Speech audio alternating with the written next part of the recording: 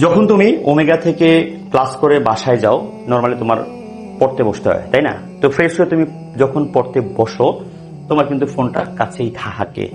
যখন তুমি পড়তে বসলা, ধরো মনে করো তুমি ফিজিক্স নিয়ে পড়াশোনা শুরু করলা বা বাংলা নিয়ে, হঠাৎ তুমি কি করলা, তোমার ফোনে নোটিফিকেশন আসলো যে কেউ একজন মেসেজ করেছে তোমাকে, অথবা তোমার কোনো বন্ধু বা বান্ধবী লাইভে আসছে, নোটিফিকেশন আসছে, তুমি তার লাইভটা ক্লিক করলা, তুমি হঠাৎ ওখানে ঢুকে গেলা। তোমার চোখের বা তোমার ব্রেনের যে ডোপামিন আছে সেগুলো কিন্তু অলরেডি এই ফোনের যে ফেসবুক বা মেসেঞ্জার বা হোয়াটসঅ্যাপ যে কালার, সেগুলো কিন্তু তোমার ডোপামিনকে রিলিজ করে, তাই না?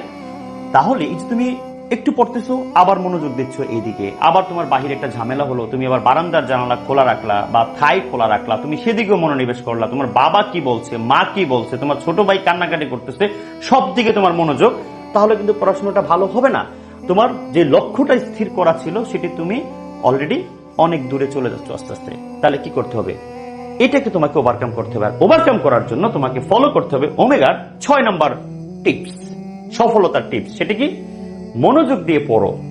ওই যে বললাম, পড়াশোনা করার সময় এই যে ডিভাইসটা রাখা যাবে না, হ্যাঁ, এটা তোমাকে রিমুভ করতে হবে একেবারে নিট এন্ড ক্লিন ভাবে। আমরা যখন নামাজ পড়ার সময় হুজুর কি বলে যে ফোন সাইলেন্ট করুন, আর ভাই সাইলেন্ট কি দরকার? তুমি ফোনটা বন্ধ করে দাও, কারণ নামাজে থাকা অবস্থায় তুমি ফোনটা রিসিভ করতে পারবে না।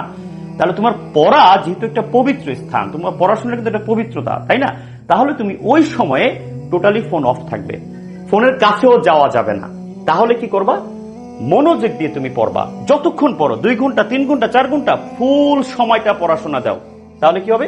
মোবাইল, অপ্রয়োজনীয় আড্ডা বা অন্য বিভ্রান্তি থেকে দূরে থেকে দেন পড়াশোনায় মনোনিবেশ করো।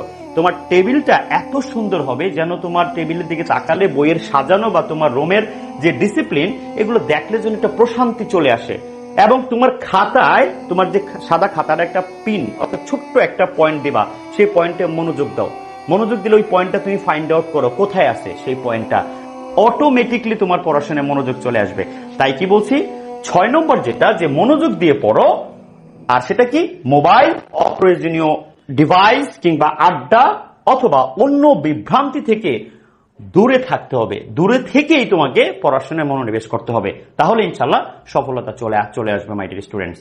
ঠিক আছে? থ্যাংক ইউ সবাইকে।